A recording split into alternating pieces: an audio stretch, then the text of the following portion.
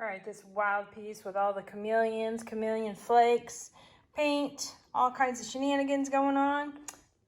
Time for its resin.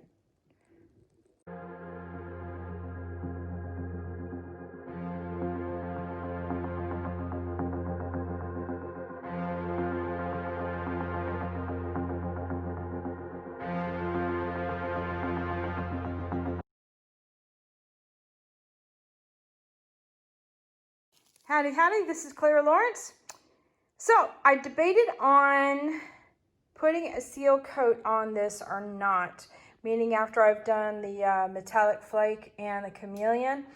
And I thought, since I'm gonna add some chameleon also within the resin, some other sparkle, you know, there's some loose sparkle that floats into the resin, I'm probably okay with that. I'm fairly confident that the flakes adhered pretty well. And since I'm not going to be scratching and mixing on top of it, the liquid will be, you know, kind of floating on it. I think we'll be okay. But like I said, if a little bit comes up, I don't think that's going to be a problem. All right, let's see if I'm right. A little nervous laughter there. You ever get so excited about a project, you want to kind of get it finished because, well, you just got to finish it up. You're just in the moment. Well, I guess this is one of those. I'm real happy with the way this turned out. That I want to do something fun with it. Okay. So I'm using my go-to resin, Stone Coat Art Coat resin, which has got a super long working time and a ton of UV resistance to it, or protector for my artwork, and this is gonna need it, I think. Yes. All right, so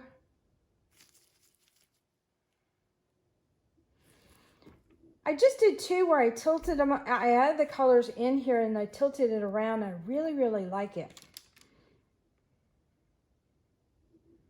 I'm wondering if I should do the same thing. All right, dye bubble.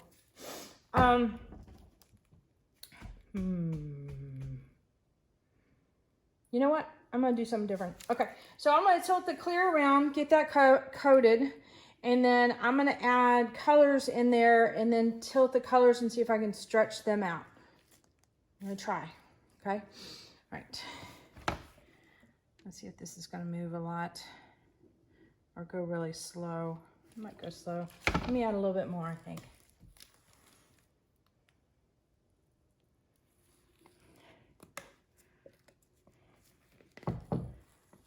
I don't really know how many ounces I've added in here. If I had to guess, not much, maybe 3 ounces.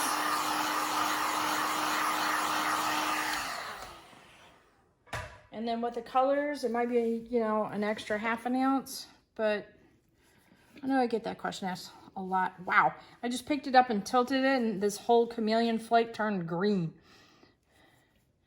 I don't know if you're seeing the shift or not like I am, but it's a lot more dramatic than the sparkle is, like Grumpy and such. Grumpy's a lot, and Dalmatian is a lot more subtle, a lot more, it's like a pretty chameleon, very soft and dainty like. Is that a thing? I don't know. But the chameleon flake is much more in your face, kind of shifty qualities to it. What's that? You need to call it in your face chameleon. It means business.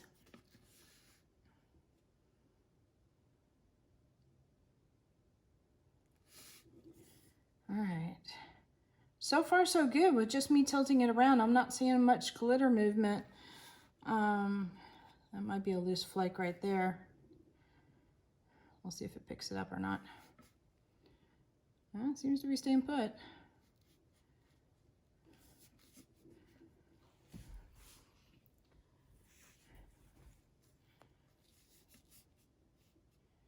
So when you get big holes like this, all you gotta do is either one, let it continue to glide and fill it in, Or another thing is you can get a stick or your finger and just move the resin over those areas. And resin is self-leveling solution. So eventually it will even out over the entire area. And that's how you deal with a dry spot. And even like if you're working with a piece and you're finding you got a large pit, just put a little dab of resin in there, or dab your finger in that spot, and it'll close right up. Come on, shift down.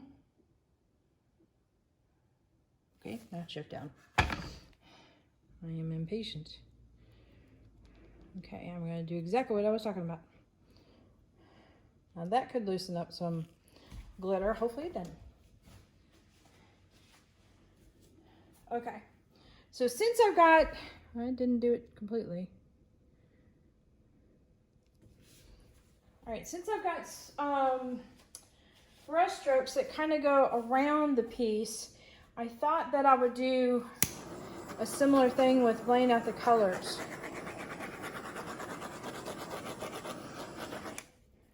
I need a little more in that spot.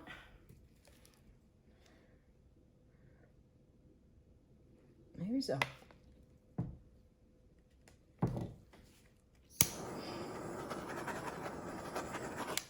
Okay. So in that case, I'm going to put a couple bits of white and the colors, and I've got a couple different glitter type colors to choose from over here. So let's see now. We're going to do things like this.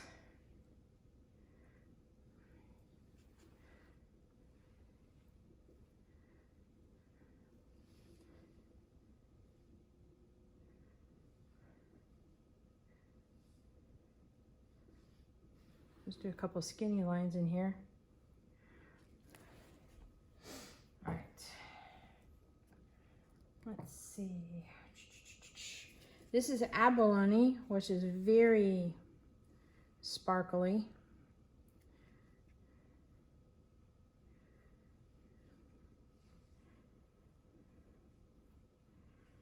And then I do the, I'm just going to do an interference blue. Yep. I'm going to change my mind.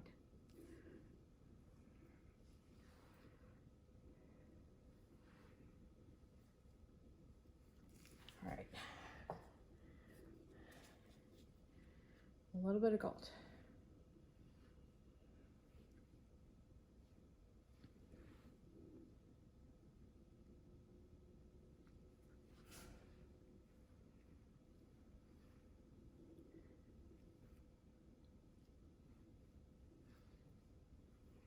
What this is going to do is this gold, since it's on the surface, will kind of bloom up at the surface and almost look like a gold foil within itself. So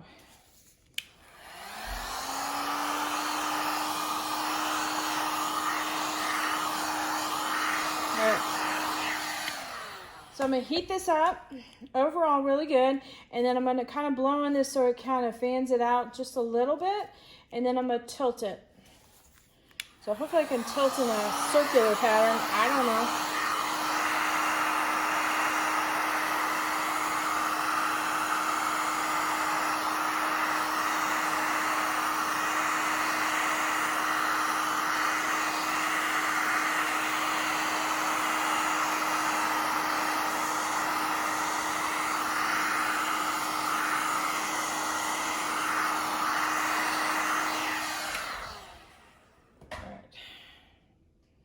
It should be nice and hot, so let's see if I can do this.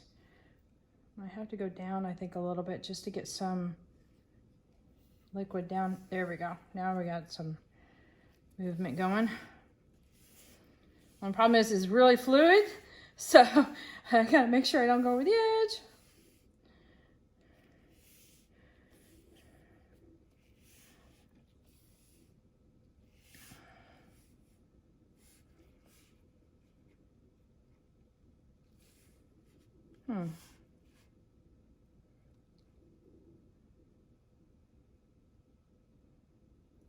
just go ahead and move this down. Sometimes you just got to go with it.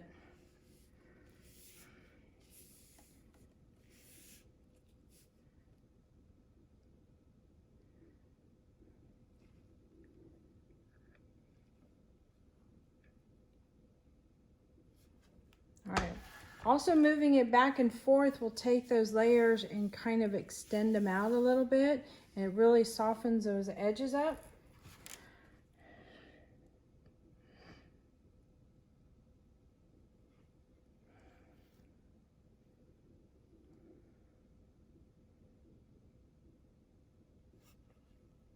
All right, I think we're good there.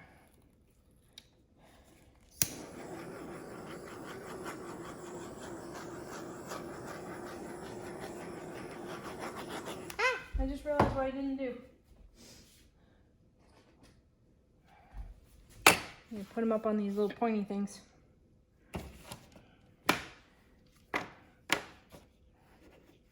I'm not sure if my base, meaning the part where the turntable rotates around, you know, the part that has the bearings in it, is nice and level, but I do know that the bottom of this is, and so I want to make sure that it sets well on the flat surface first. Okay, I think that's good. All right, let me bring you in. Alrighty.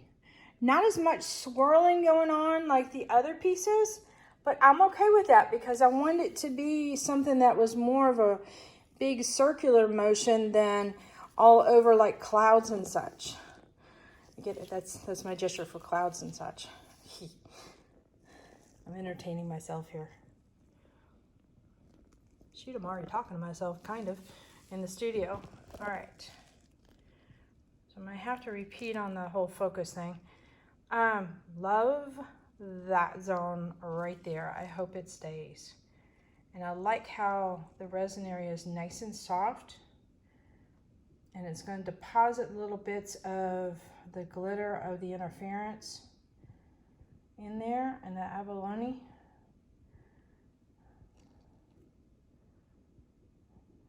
I'm getting some sparkle as I'm moving around. That's really pretty.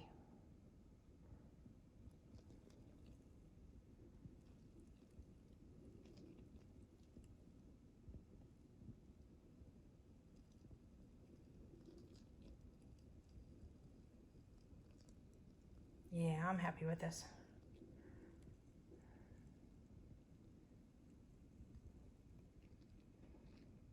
See, I got a few little cells. When you start stretching your paste out, you'll get cells, but they're usually little small dainty ones.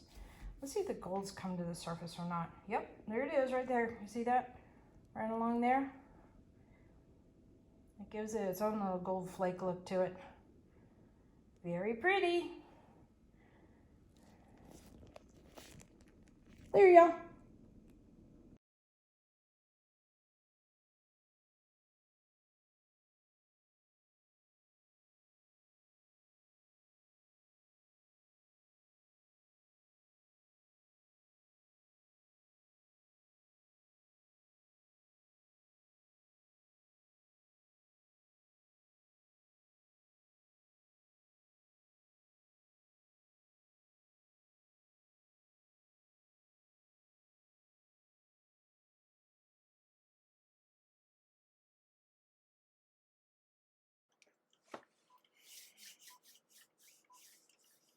All right, you guys know what to do by now. Hit that like button, hit the subscribe button, but definitely hit the bell to get notified next time I put a video up.